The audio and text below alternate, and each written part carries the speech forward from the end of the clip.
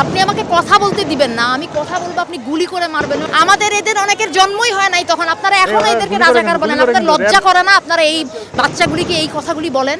এই আন্দোলনকে এভাবে প্রতিহত করাটা কি আপনার কাছে যৌক্তিক মনে হয় কিনা? কোন আন্দোলনকে?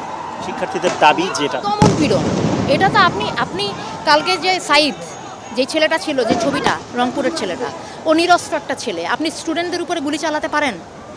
আপনি ছাত্রদের উপরে, নিরস্ত্র ছাত্রদের উপরে কোনো অবস্থাতে আপনি গুলি চালাতে পারেন? এটার জবাব প্রশাসনকে দিতে হবে। বাংলাদেশের মানুষ এটা জানতে চায় যে আমরা একটা প্রাণের কথা বলবো, একটা দাবি তুলবো। আপনার সেটা পছন্দ না হতে পারে, আপনি বাহাস করেন আমার সাথে।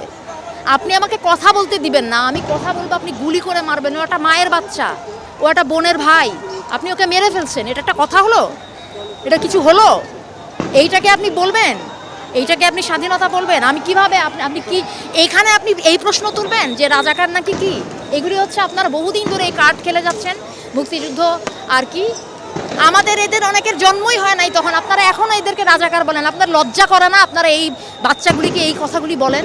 আপনারা লজ্জা করে না যে কেন এই ছাত্র গোষ্ঠী এরকম একটা আমরা কোথায় কিছু একটা ন্যায্যতার, কিছু একটা অধিকারের কথা বললে আপনারা বলেন যে রাজাকার?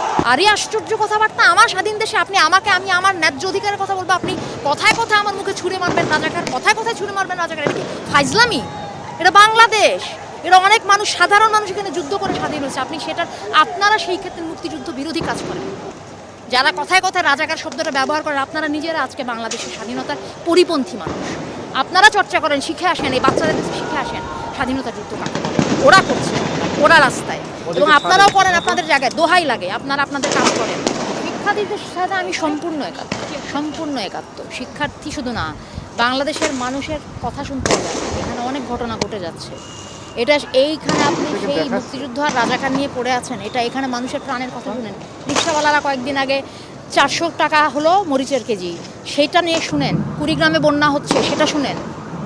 হ্যাঁ, মানুষ একটা মেডিকেল কলেজে গিয়ে দেখেন, সাধারণ মানুষের একটা চিকিৎসা পেতে কি আপনাদের একটা শ্রেণীর মাথা ব্যথা হলে তারা সিঙ্গাপুরে দৌড় দেয়, আর আমার দেশের মানুষ মানে ক্যান্সার হয়ে গেলেও বা যে বড় এদের চিকিৎসার পয়সা না, এরা করবে না চিকিৎসা। আপনি কি বলেন এটাকে? এটা কি স্বর্গরাজ্য? এটা কি সত্যি তাই এরকম? এটা বাংলাদেশ? এইটাকে আপনি বলেন? সাধারণ মানুষের অর্থনৈতিক স্বাধীনতা, কথা বলার স্বাধীনতা, কোনো কিছু যদি না থাকে আপনি সেটাকে বলবেন? আমাদের অনেক যুদ্ধ বাকি, সেটা আমাদের করতে হবে। সবচেয়ে বড় কথা হচ্ছে সক্ষমতা। আপনি কি একটা সাধারণ মানুষ হিসেবে অনুভব করেন যে আপনি স্বাধীন? আপনি একটা সুন্দর জীবনযাপন করতে পারেন এখানে? স্বাধীনতার বোধ? নাকি আপনি প্রত্যেকটা কথা কেটে কেটে বলেন, ভয়ে ভয়ে বলেন? প্রত্যেকটা কথার মধ্যে 100 বার চিন্তা করেন যে এটা বলা যাবে, এটা বলা যাবে না, আপনি তাহলে স্বাধীন না। কেন এটা করতে হবে আমাকে? এইটার জন্য লাখো শহীদ জান দিল, এইটার জন্য এইটাকে আপনি স্বাধীনতা বলেন? আর এইটা যেটা মুক্তিযুদ্ধের পক্ষশক্তি যারা বলে নিজেদেরকে, তারা এখন ক্ষমতায়, তারা ক্ষমতায় থাকা অবস্থায় যদি আমাদের স্বাধীনতার বোধের এই অবস্থা হয়, তাহলে কাকে বিশ্বাস করবে না? কাজে স্বাধীনতার এখন অনেক বাকি, অনেক স্তরের স্বাধীনতা বাকি। হ্যাঁ, পতাকার স্বাধীনতা এসেছে। আপনি আমাকে কথা বলতে দিবেন না, আমি কথা বলবো আপনি গুলি করে মারবেন। আমাদের এদের অনেকের জন্মই হয় নাই, তখন আপনারা এখনো এদেরকে রাজাকার বলেন। আপনার লজ্জা করে না? আপনারা এই বাচ্চাগুলিকে এই কথাগুলি বলেন। এই আন্দোলনকে এভাবে প্রতিহত করাটা কি আপনার কাছে যৌক্তিক মনে হয় কিনা? কোন আন্দোলনকে? শিক্ষার্থীদের দাবি যেটা দমন পীড়ন, এটা তো আপনি কালকে যে সাইদ, যে ছেলেটা ছিল, যে ছবিটা, রংপুরের ছেলেটা, ও নিরস্ত্র একটা ছেলে। আপনি স্টুডেন্টদের উপরে গুলি চালাতে পারেন? আপনি ছাত্রদের উপরে, নিরস্ত্র ছাত্রদের উপরে কোনো অবস্থাতে আপনি গুলি চালাতে পারেন? এটার জবাব প্রশাসনকে দিতে হবে। বাংলাদেশের মানুষ এটা জানতে চায় যে আমরা একটা প্রাণের কথা বলবো, একটা দাবি তুলবো। আপনার সেটা পছন্দ না হতে পারে, আপনি বাহাস করেন আমার সাথে। আপনি আমাকে কথা বলতে দিবেন না, আমি কথা বলবো আপনি গুলি করে মারবেন। ও একটা মায়ের বাচ্চা, ও একটা বোনের ভাই, আপনি ওকে মেরে ফেলছেন। এটা একটা কথা হলো? এটা কিছু হলো? এইটাকে আপনি বলবেন?